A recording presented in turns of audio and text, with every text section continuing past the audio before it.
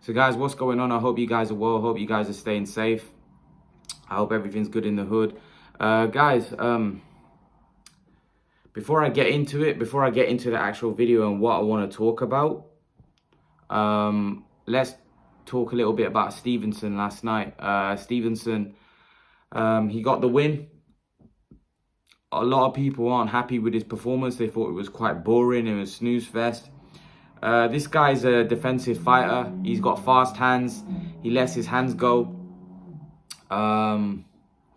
Timothy Bradley said he needs to put more offense behind the defense. He's very defensive and he doesn't get hit with a lot of shots. Very good fighter, very technically sound. And I said, I think he's a special fighter. I think he's a really, really good fighter.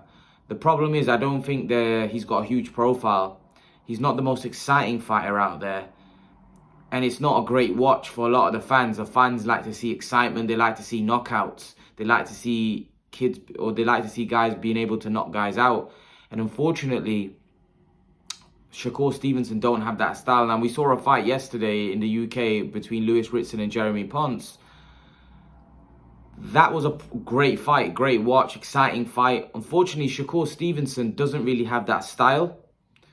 And it's very difficult, especially the way Shakur Stevenson is, to build an audience, build a fan base when your style's not the most exciting. Floyd Mayweather was a unique fighter, and also Floyd Mayweather, when he was Pretty Boy Floyd, was very exciting. He put combinations together, he stopped guys. Shakur Stevenson doesn't seem to have that in his arsenal and locker, which is going to be very difficult when you're looking to promote him and build him into a star, because he doesn't have a fan-friendly style. So when you don't have a fan-friendly style, although you're good and you're technically sound and all that good stuff, it's very difficult to build your profile, because fans want to see knockouts, they want to see wars, they want to see you come back from adversity. And he knocked the guy down in the first round, and then it was kind of like he just kind of cruise control, just made, it was just from there on in, it was just cruise control, doing what he needed to do and just winning every round by round and winning on points, cruising a points victory. The problem is the fans want to see, they want to see a war. They want to see a fight. And it's going to be hard for him to appeal to the fans if he fights like that. Now, you can keep doing what you did. Andre Ward was like that. All about the win, just getting the W. But Andre Ward also didn't have a huge profile. He didn't really get the credit that he deserved because of his fighting style. Like, Mayweather was a unique fighter, and early on, like I said, Mayweather was able to knock guys out and he was exciting. However, Mayweather didn't really build his name early on. Mayweather built his name when he became Floyd Money Mayweather, and the way he did it was playing the villain, being outspoken, a lot of trash talking. But a lot of these guys like Andre Ward and even Shakur Stevenson now aren't like that. That's not within their character. Terence Crawford the same. It's not within their character. So if they were to do something like that, they'd be doing something doesn't come naturally to them. That came naturally to Floyd Mayweather. So that's how Floyd Mayweather built his pro. If Floyd Mayweather was like Shakur Stevenson and Terence Crawford and Andre Ward, I don't think he'd be that big either.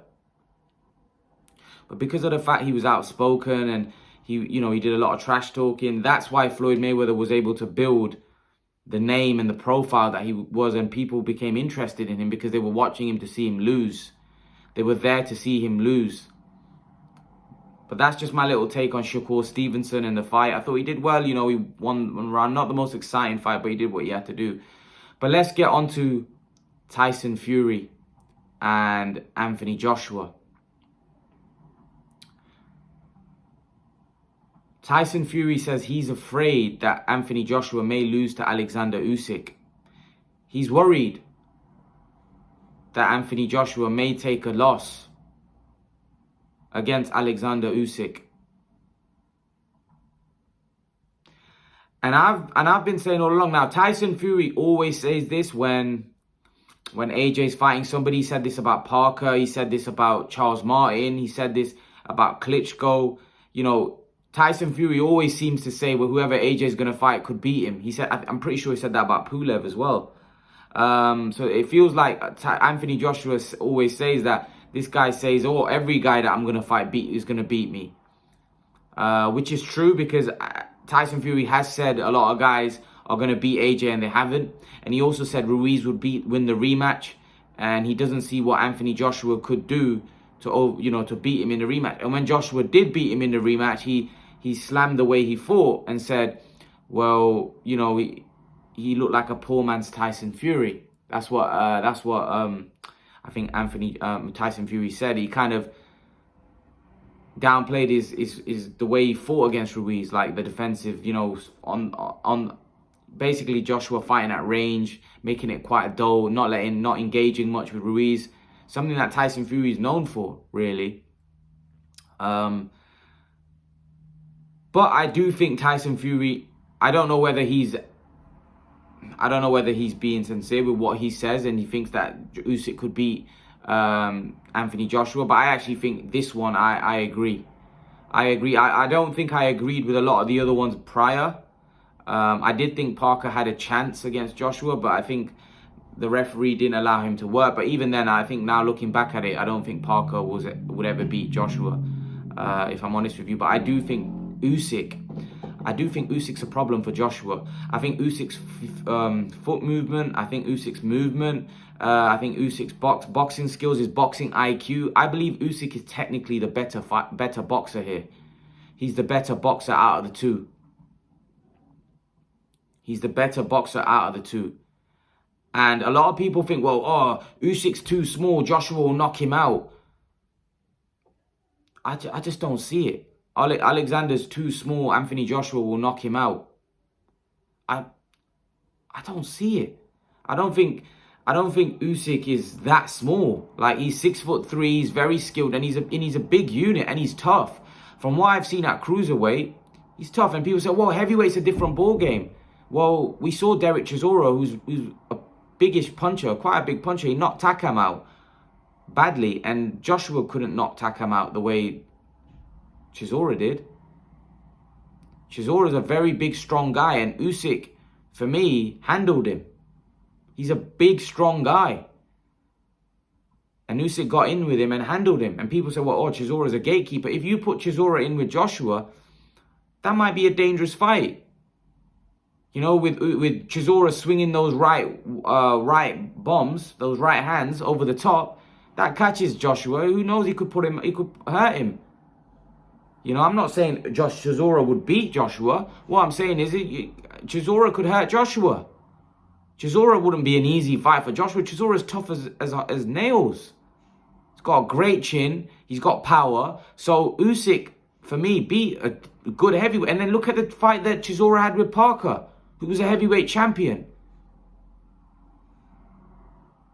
So I just think Usyk's being overlooked here. There's no way Usyk's too small or Usyk's not capable of beating Joshua. Come on, I just don't agree. There's so many people that think Usyk's going to get battered. He's too small and he's going to get knocked out in 4 or 5 rounds. Come on, Usyk's firstly very hard to hit, right? Secondly, there's nothing to suggest that Usyk's not got a very good chin. He's never been wobbled, hurt. He's always shown that he's got a very good chin.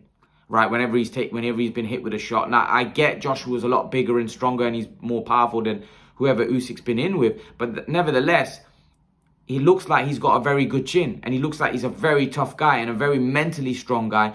And most importantly, which a lot of people aren't mentioning, he's a serial winner. Usyk is a winner. He wins. Gold medalist. He wins all. Like, he doesn't have a lot of losses. In the pro ranks, he's never lost. He's never tasted defeat. And a serial winner that's won virtually everything you can win in boxing. That's a winner right there. That is being overlooked. And this is a guy that's very mentally strong. Very mentally strong. He's very confident in his own ability as well. This is a very, very hard fight for Anthony Joshua. And I've said it, this is probably going to be his best win on paper. I'm telling you, this is better than the Klitschko win. Klitschko was a 41-year-old man, way past his prime, way past his prime. This is an in prime, top 5 pound for pound fighter. In my opinion, top 5 pound for pound fighter. Doesn't matter whether he did it at cruiserweight. He's still very skilled, even at heavyweight.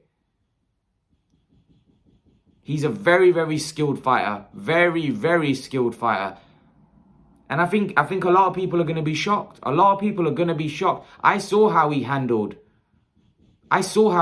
George Joyce in the WBBS. He handled him. And it's crazy. I've spoke to people that think that George Joyce will beat Usyk. I don't think George Joyce has any chance. He's slow. He's flat-footed. Usyk's so fast, so quick. Got faster hands. He's just faster. Just because somebody's bigger and stronger, that don't mean they're necessarily going to win. There's been people in the past like Evander Holyfield that have, you know, shown that it is possible to beat heavyweights. Evander Holyfield was a formidable cruiserweight, and he was a formidable heavyweight. Oleksandr Uysk, right, is also capable of being a formidable heavyweight. Usyk is very, very skilled. Very, very skilled. Usyk may not have the punching power of a Holyfield, but he may even be technically more skilled than Holyfield. He's a very, very skilled fighter. Very, very skilled fighter. And I think what a lot of people aren't mentioning as well is that Anthony Joshua is a very good fighter, very powerful, got good boxing skills, but he's vulnerable, right? And a lot of people just overlooking the fact that Usyk can't hurt Joshua. On what basis are we saying that? Ruiz, he didn't hurt Areola. Areola went 12 rounds with him. How old is Areola? 41? But yeah, he hurt Joshua many times in that fight. And Areola took all that punishment, went the distance, even hurt Andy Ruiz. Something that, although Joshua put him down in the first fight, but he didn't really look hurt. You know, Areola had him wobbled, legs shaking. So I think people are overlooking how powerful AJ is. Or they're overestimating how powerful he is. And they're underestimating Alexander Usyk's power. Just because he hasn't, looked like he's got any power at heavyweight, that doesn't mean that he can't turn up against Joshua and hurt him. Alexander Usyk is a big guy. He's a big guy. He's 6'3" and he's built like a tank.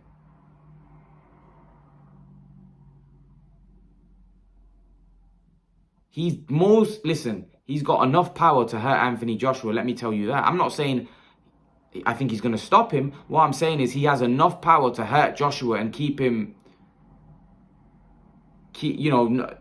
at bay. Basically, I don't think Joshua's not going to be able to respect his power. And another thing that a lot of people don't really seem to realize is the fact that Anthony Joshua, since he's been knocked out to Andy Ruiz, is very circumspect. Anthony Joshua is not the type of fighter that goes for broke. He's not somebody now. He's very circumspect because he doesn't want to get hit. Because he knows there's vulnerabilities there in his game. He knows that he can be hit and hurt. We saw against Pulev that in the third round when he hurt Pulev, it looked like the fight was over and then he backed off. Because he's worried about tiring himself out. He's worried about getting caught with a shot. With a solid shot. This is, again, what people don't seem to be realizing. That Anthony Joshua is worried about what's coming back. He's worried. Anthony Joshua, a lot of people think he's going to walk Usyk down and not care about what's coming back and jump on him and let his hands go. Anthony Joshua, in the last two fights, clearly showed that he doesn't fight like that. And when you get into that kind of mind frame, it's very hard for you to get out of it and say, you know what, let me just go and attack this guy.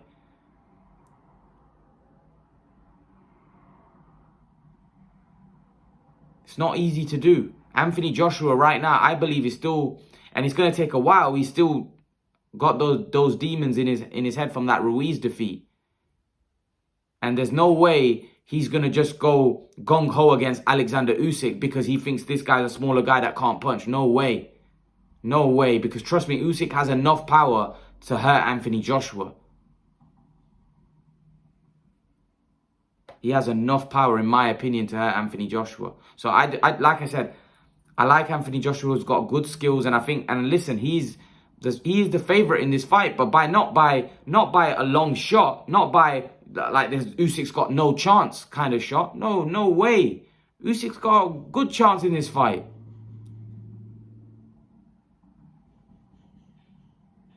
people that think that Usyk's going to get blown away in 2-3 rounds and this isn't a fight, we'll see.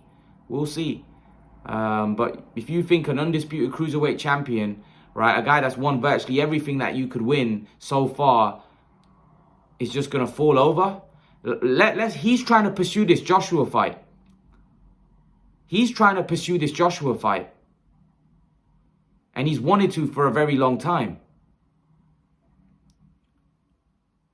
You know, so I don't think he's going to fall over that easily. I think this is going to be a tough fight, without question. But leave your thoughts, guys. Let me know what you think in the comment section below. And I'll see you all. Make sure you smash that like button. Guys, if you can smash that like button, join my social media platforms. And I'll see you all in the next video. Peace.